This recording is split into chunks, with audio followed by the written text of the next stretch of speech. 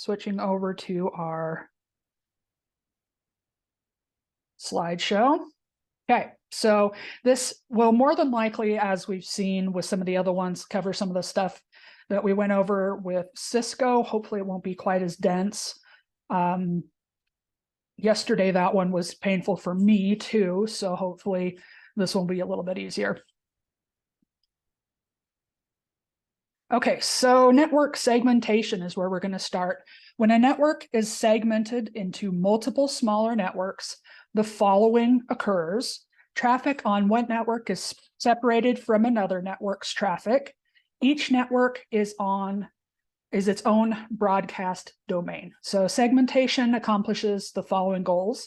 It enhances security, it improves performance, and it simplifies troubleshooting. Now, why do you think it would enhance security, improve performance, and simplify troubleshooting just from what you see there? Looking for responses. Breaks it down into more manageable sizes. Exactly. Yep.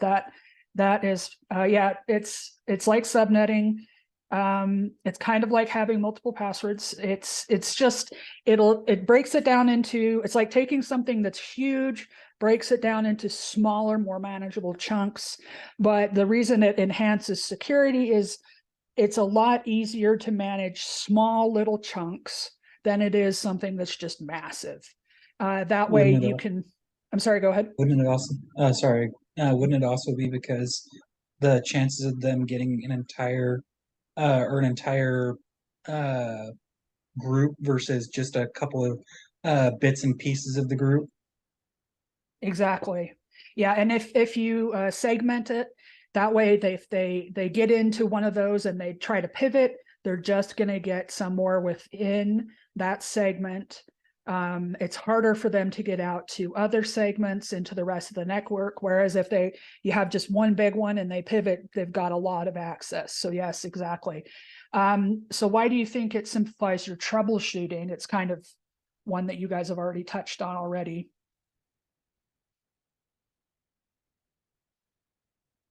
Yeah, not one point of failure. That's a good point.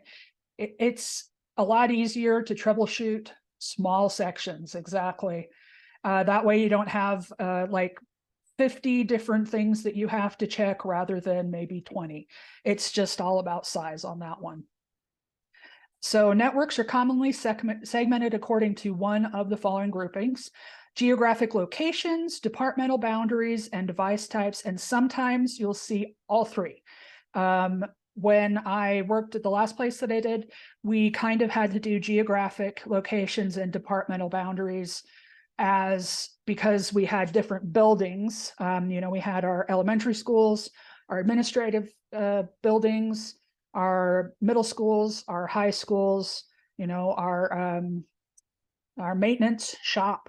So, we had those geographic locations, and then the departmental boundaries, we had things like faculty and staff versus students. So that's two different ways that we had to group things out and bust up the network in different segments for that.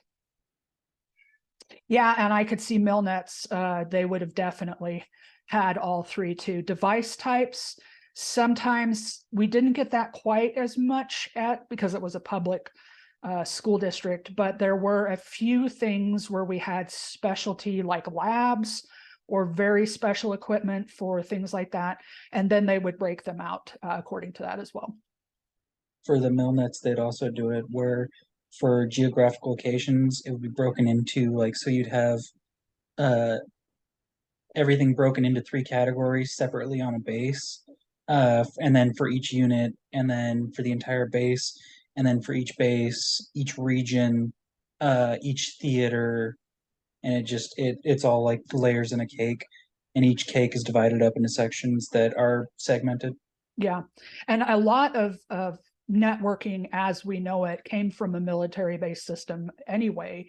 So you can kind of see how the hierarchy of things developed from like ARPANET and the military networks. Because a lot of times you'll see a lot of innovation come out of military or like the big letter agencies where they have a lot more funding than some of the private people do. And then you can see it kind of filter out into the rest of the private domains. Oh, looks like that's some.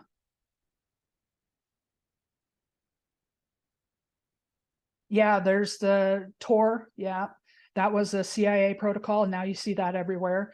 Although I'm kind of dubious on that one, because after they busted up the Silk Roads ring, they were all using Tor, and the only way they could have gotten to them is if they had managed to get in through a hole. So I think there are more holes in that than the CIA or NSA or any other one are willing to tell people about, because if they tell people about it, then they'll stop doing the illegal stuff out there and move to a new, harder to track, dark web. But that's just my personal opinion. Yeah, exactly. NSA has some amazing tools. If you ever get the chance to go do like an internship with the FBI, the CIA, the NSA, Homeland Security, anything like that, sometimes you can get in for workshops with them. It is really kind of cool to see the stuff that they're doing. Okay, so here's just a little graphic here. So you have your broadcast domain with your classful IP address, and then your large LAN, and then you can see how they broke it out into two different subnets.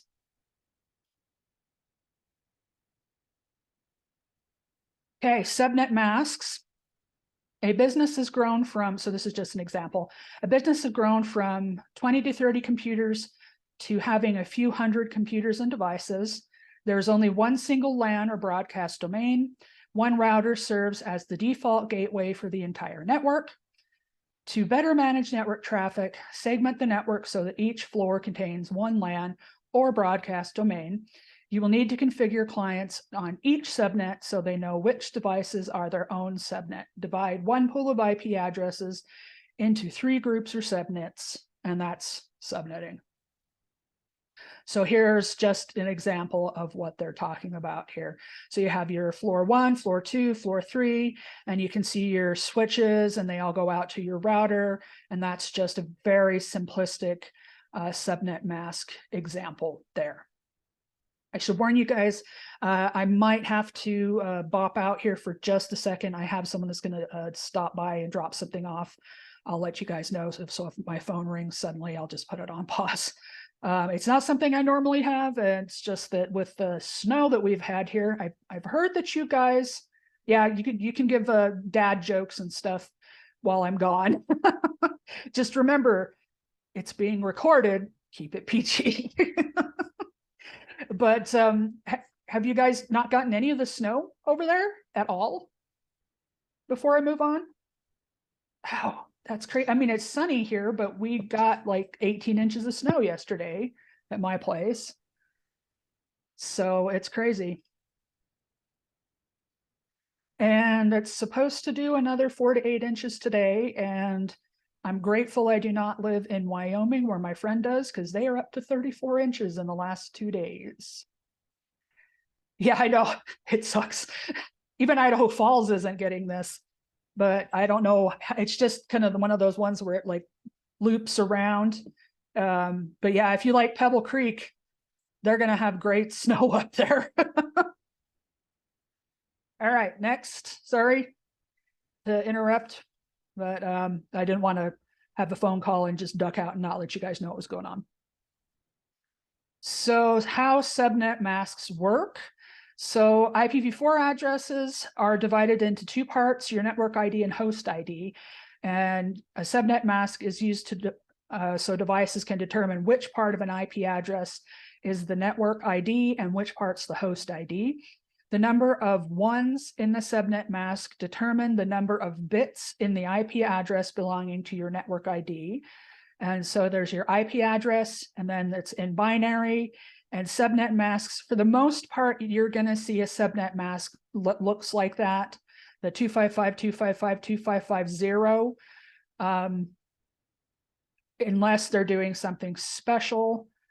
Yeah, there's a lot of crossover between Cisco and Cengage on this. It's just that some chapters are covered a little better in Cengage than Cisco, but some of the graphics, however, are better in Cisco. So I would hit some of their slides too. So there's your subnet mask in binary, your network ID, and then you'll see your host portion there on the bottom.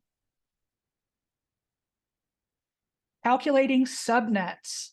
Subnetting alters the rules of classful IPv4 addressing and is called classless addressing.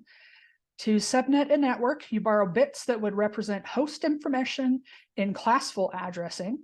Use those bits instead to represent network information.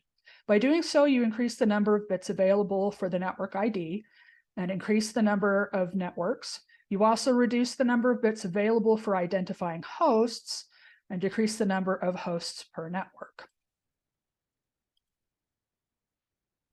So create two subnet of 192.168.89.0 with an original subnet mask of 255.255.0.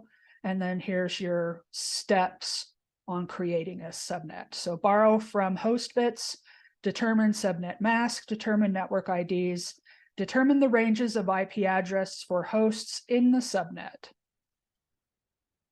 Sorry, was there a question? No. Okay. And these are just formulas so that you can work through. Steps to subnet network ID into 6 subnets. And that's basically the same amount, the same steps. And then when calculating subnets, you work with the following. You work with number of subnets, number of host address per subnet, network ID for each subnet, broadcast address for each subnet, and range of possible host addresses within each subnet. Okay, subnet mask tables. So class A, class B, and class C networks can all be subnetted. Each class has a different number of host information bits that can be used for subnet information. The number of hosts and subnets on your network will vary depending on your network class and the way you are subnetting. So on subnetting questions on exams, you're likely to see 2 types of subnet calculation problems. Given certain network requirements, such as required number of hosts or subnets, calculate possible subnets and host IP ranges. Given an IP address, determine its subnet. Oh, there's my phone call. I'll be right back.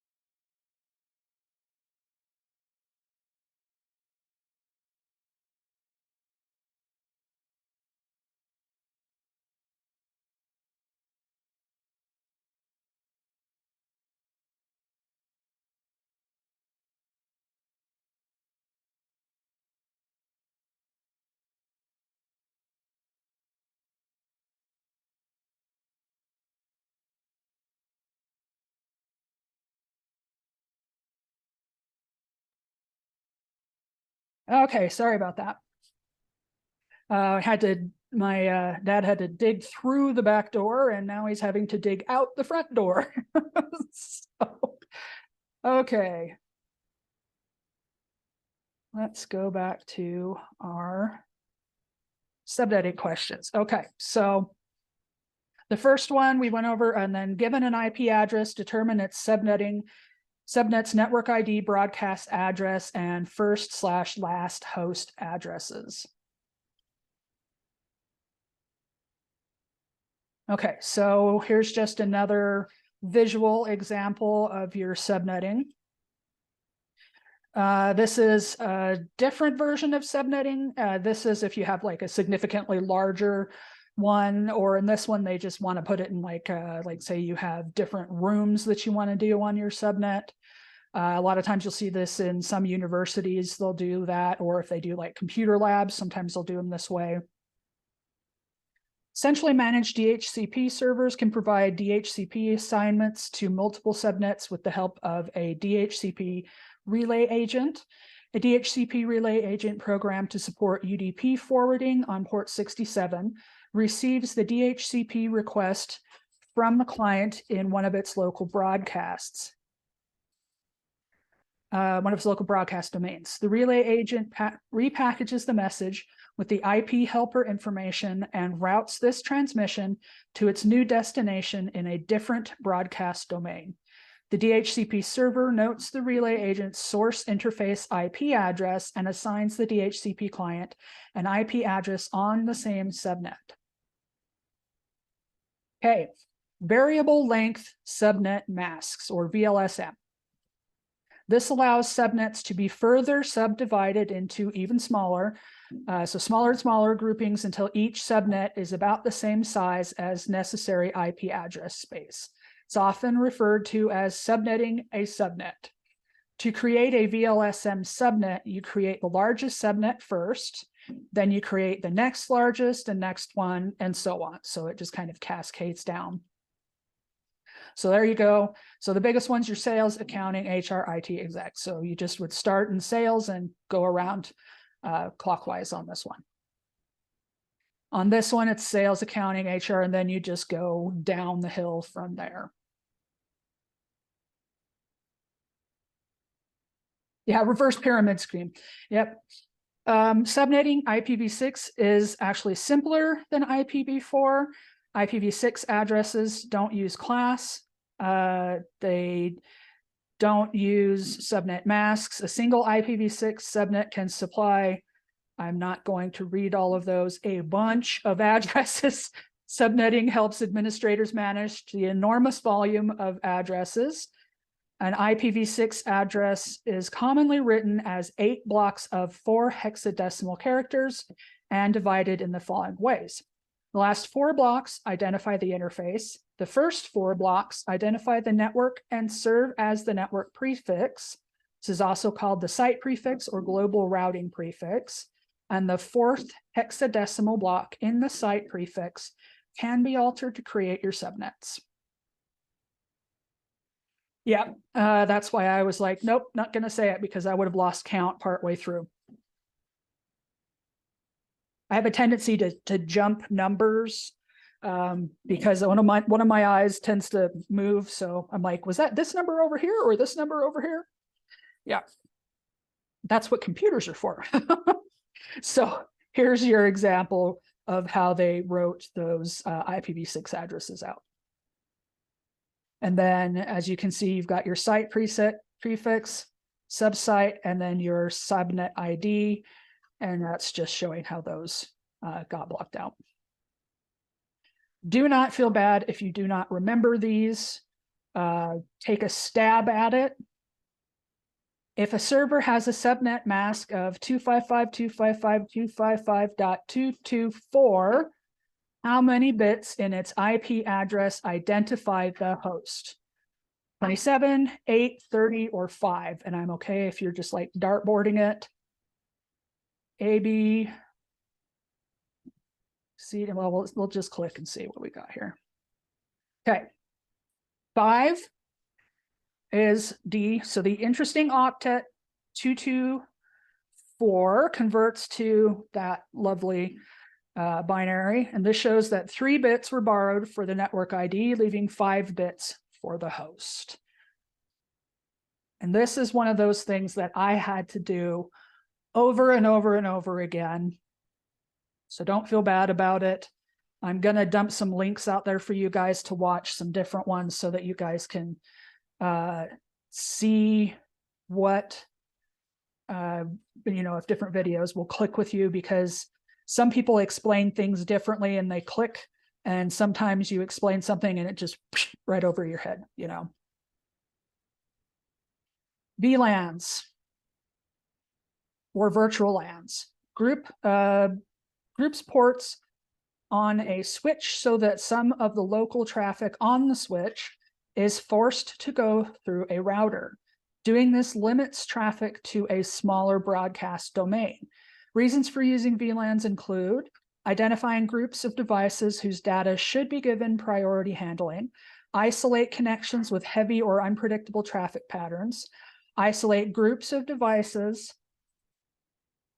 that rely on legacy protocols incompatible with the majority of the network's traffic, separate groups of users who need special security or network functions, configure temporary networks, and reduce the cost of networking equipment.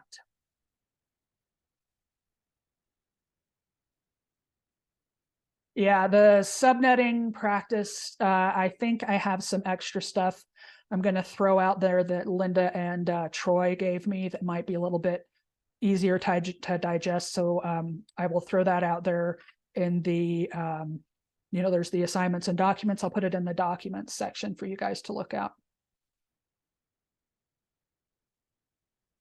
Okay, and this is just a graphic of a VLAN design. Switch port configuration. A managed switch can be configured via a CLI command line interface or a web-based management GUI. VLANs can only be implemented through managed switches whose ports can be partitioned into groups. By sorting traffic based on layer 2 information, VLANs create 2 or more broadcast domains from a single broadcast domain. And this is just showing you, this is a Netgear switch. And it's showing you this is VLAN 2, 10, 20, and then it's like 30, and it's just giving you a graphic of what that looks like. This one is a managed switch with its ports partitioned into 2 groups. As you can see, there's A and B, and it shows the flow there. To identify the transmissions that belong to each VLAN, the switch adds a tag to Ethernet headers that identifies the port through which messages arrive at the switch. The tag travels with the transmission until it reaches one of the following: the switch port connected to the destination device. If the destination device is connected to the same switch as the sending device, a router for routing to the correct VLAN if the destination device is connected to a different switch. If the frame is being routed to a new VLAN, the router adds a new tag. The tag is removed once the frame reaches the final switch port. So here's your router, switch C, A, B, and you can see how it's dumping out of the different VLANs there. VLAN trunks. Each port on a switch that supports VLANs is configured as one of 2 types of VLAN ports: an access port, which connects the switch to a host, or a trunk port, which connects the switch to a networking device like a router or another switch and manages traffic from multiple VLANs. A trunk is a single physical connection between switches through which many logical VLANs can transmit and receive data. Trunking protocols assign and interpret VLAN tags in Ethernet frames. Cisco's VTP, VLAN trunking protocol, is the most popular protocol for exchanging VLAN information over trunks.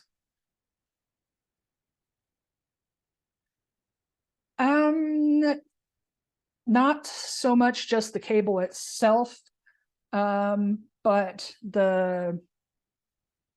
it's kind of like everything connected to it is the trunk. Yeah, it's how it's configured on there. Sorry, go ahead. The way I imagine it is like, have you ever watched those documentaries where they show like a tree trunk lighting up with where it shows it sending data between the different cells of the tree and energy and stuff? That's a good, yeah, that's a good representation. Roots So and yeah, they really like branches. to use for networking. They really like networking and file structures. You'll see a lot of tree analogies where it comes on these. So yeah, the trunk is more about the whole connection, not just a single piece in there. Yep, the port, the cable, yeah, exactly. Let's see. Okay, I was down here on BTP allows changes to a VLAN's database on one switch, which is called the stack master, to be communicated to all other switches in the network. So here's your example, your router, your switches, and you can see here's your trunk ports right here, here, access ports, trunk lines, trunk ports. So it's just showing you how everything kind of connects together on the VLAN trunks. VLANs and subnets. In most situations, each VLAN is assigned to its own subnet of IP addresses. In the sample network in figure 827, next slide, it's divided into subnets. The router sees 3 logical LANs connected to a single router port. So as you can see here, 1, 2, and 3, they're connected to a single router interface. And then you can see how it switches everything out. And here's showing how the router interface is configured to support 3 different subnets. Did you need me to go back to that slide, or did you guys get that? Okay. Common VLAN types include the following. Yeah, and remember all of these, the PowerPoints are all out there. I dumped them all out there last night. So common VLAN types include the following: default VLAN, native VLAN, data VLAN, management VLAN, voice VLAN, private VLAN, and then private VLAN is also chunked down into 2 other ones. So default VLAN is typically pre-configured on a switch and initially includes all switch ports. Native VLAN, this receives all untagged frames from untagged ports. Data VLAN carries user-generated traffic like email, web browsing, or database updates. Management, this one can be used to provide administrative access to a switch. Voice, this is like your VoIP traffic. Private, this one partitions a VLAN broadcast domain into its subdomains, and 2 secondary types of this are isolated and community. Okay, so this just gives you kind of a broken out, like this is your, could be default gateway, all private VLAN, promiscuous port, second VLAN. Do you guys remember what promiscuous ports are?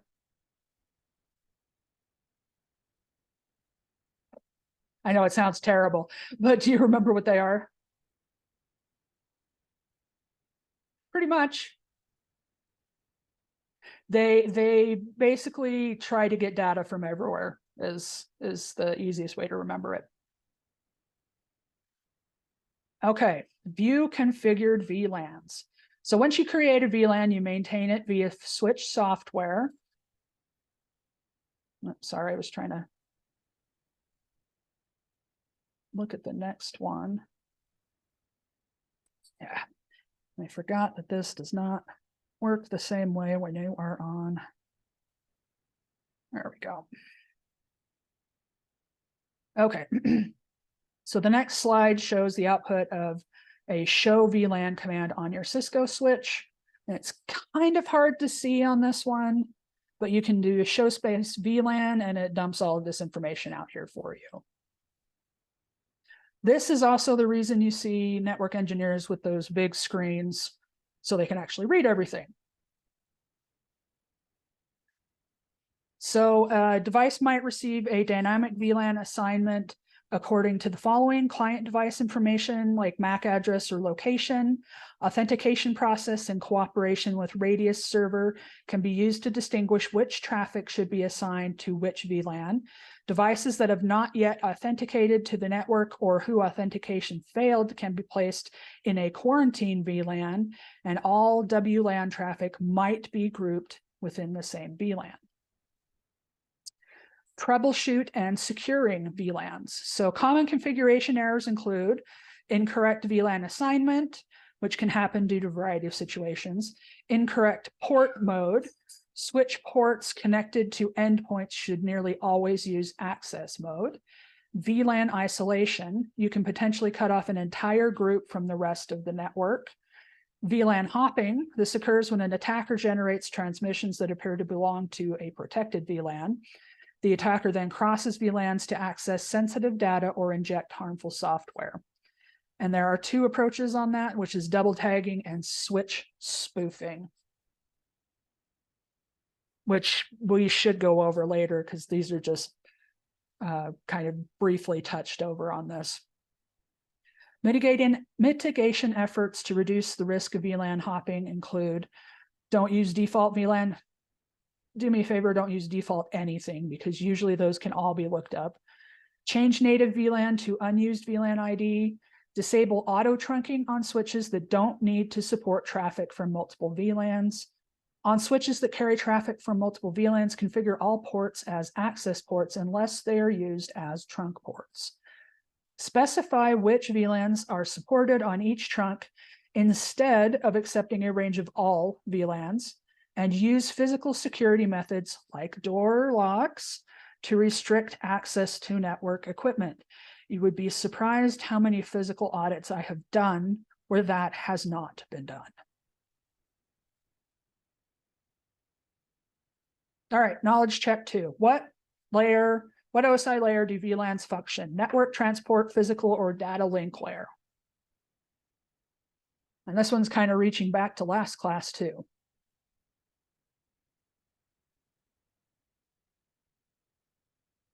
D.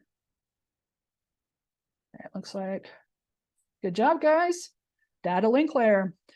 By sorting traffic based on data link layer information, VLANs create 2 or more broadcast domains from a single broadcast domain, which is also a layer 2 construction. Okay, so.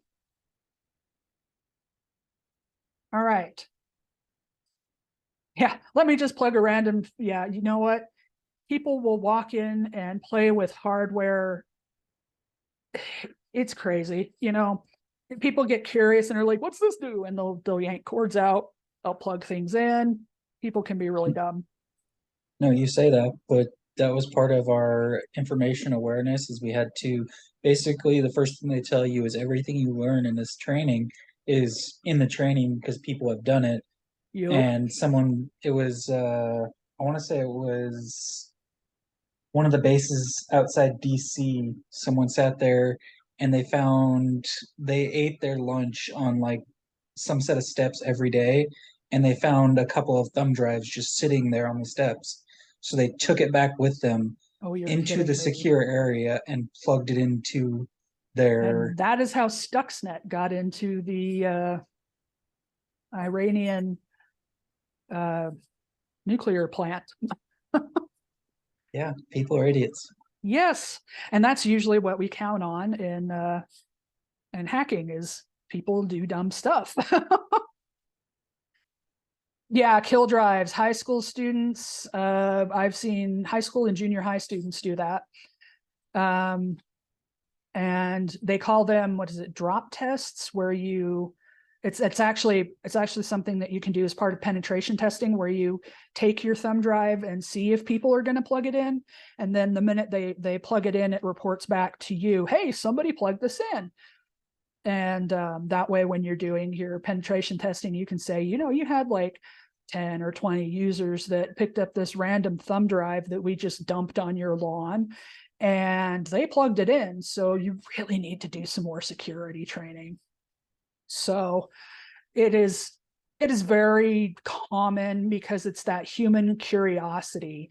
And if you can pique the human curiosity or route it around politeness, or it's all about getting into the psychology to get them to do that.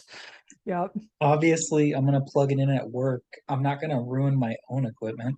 right. You have to pay for that. 1 terabyte pictures of cats and dogs. Yes, exactly. Or cute kittens playing, or, people are amazing. So that's all we're covering today. Tomorrow we'll be doing our ethics lecture for this week. I would highly recommend that you come if you can, because I will not be putting out ethics lecture stuff until after we do the ethics lecture, and then I will put the PowerPoints out for that because I want to encourage people to actually come to those. By Sunday, I will have everyone's groups picked out and I will put those out, and I will have your group assignment stuff all set up for everybody to take a look at. Is there anything else that someone has questions about, or anything that someone wants to go over right now?